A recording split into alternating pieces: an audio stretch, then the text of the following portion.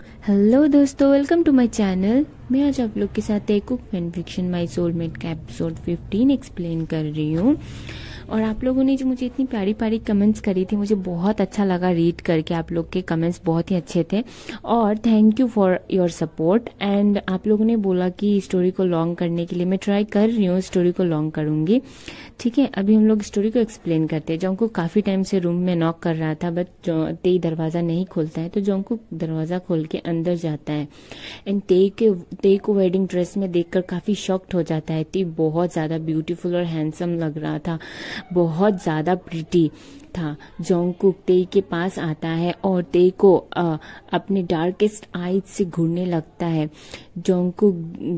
तेई जोंकुक को देख को बोलता है, प्लीज मुझसे दूर रहो।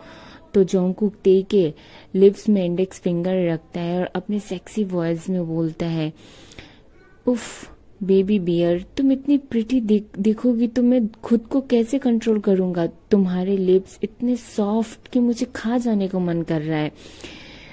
तेई बैक फुट लेने लगता है, तो जोंकुक उसके फुट को मैच कर रहा होता है। बैक फुट की वजह से तेई सोफे पे गिर जाता है और जोंकुक सोफे में बैठ जाता है।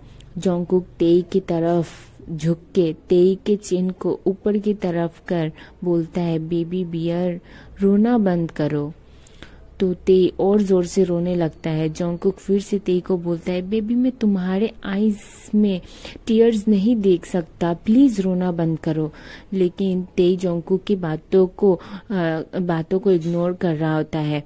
तो जोंकुक तेई के लिप्स को अपने लिप्स से टच कर लेता है एंड डीप किस करने लगता है। किस बहुत ही एग्रेसिव हो रहा था। जोंकुक तेई के लिप्स को बाइट भी कर रहा था। तो तेई ब्रीथ आउट फील कर रहा होता है और खुद को जोंकुक से अलग करने की कोशिश करता है, बट जोंकुक उसको किस कर रहा होता है। आफ्टर 10 मिनट जोंकुक तेई के लिप्स को धीरे धीरे छोड़ देता है एंड हैवी ब्रीथ लेने लगते हैं दोनों।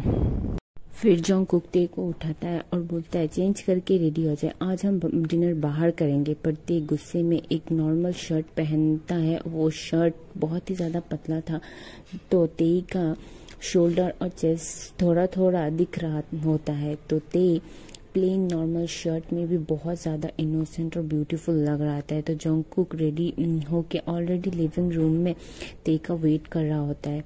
तेई के ड्रेस और इनोसेंट ब्यूटीफुल फेस में जोंकुक खो जाता है और बोलता है, बेबी मैं तुमको ऐसे शॉर्ट्स और इतने विजिबल कपड़े में बाहर तो नहीं लेके जा सकता, पर हाँ बेडरूम में ज़रूर ले जा सकता हूँ।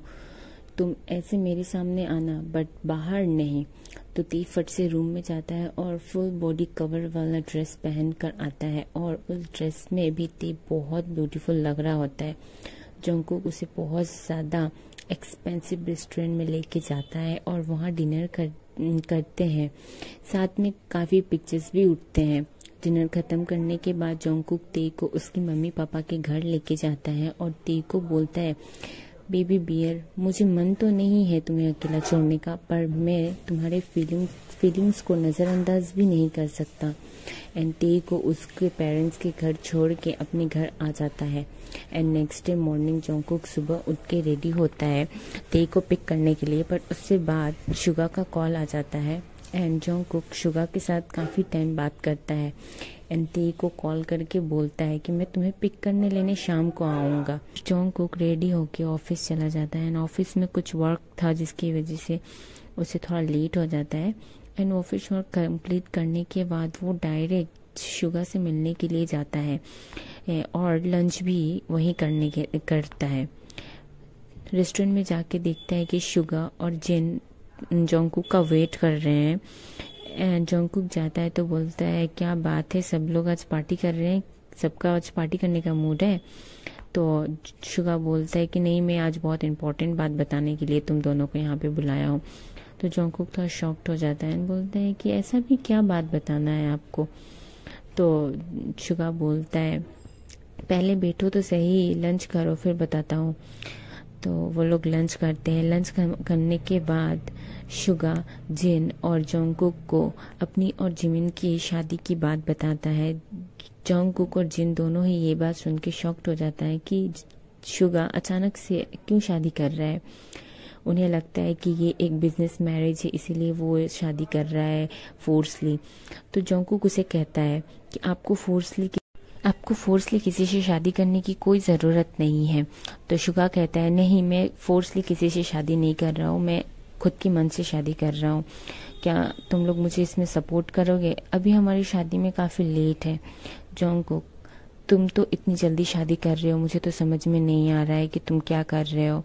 जो भी करना कुछ गलत मत करना। तो जोंगकुक बोलता है कि आप टेंशन मत लो ह्यूंग, मैं जो भी करूँगा सब सही करूँगा।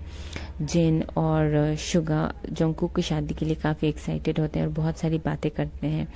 एंड उसके बाद वो फिर से ऑफिस आता है, अपना काम को कंप्लीट करके जल्दी जल्दी तेहोंग से मिलने के लिए चला जाता है। तेहोंग के घर जाके देखता है कि ते पीसफुली सो रहा है, तो वो उसको जगाता नहीं है एंड उसके फोरहेड पे एक किस करता है। किस की वजह से ते की नींद टूट जाती है एंड वो उठ के देखता है कि जोंगकुक उसके पास बैठा हुआ है। तो वो जोंगकुक से पूछता है कि तुम कब आए और मेरे रूम में क्या कर रहे हो। तो वो जोंगकुक बोलता है कि मैं अपनी वाइफ के रूम में नहीं आ सकता क्या। तो ते बोलता है कि अभी हमारी शादी नहीं हुई है, मॉम डैड है घर पे। तो वो बोल रहा है कि हाँ मुझे पता है, मैं उन्हें बता के ही तुम्हारे रूम में आया हूँ। तो वो कुछ नहीं बोलता है एंड बेड से उतरने लगता है। तो जोंगकुक उसका हाथ पकड़ के उसे अपने लैप पे बिठा लेता है। Thank you for watching.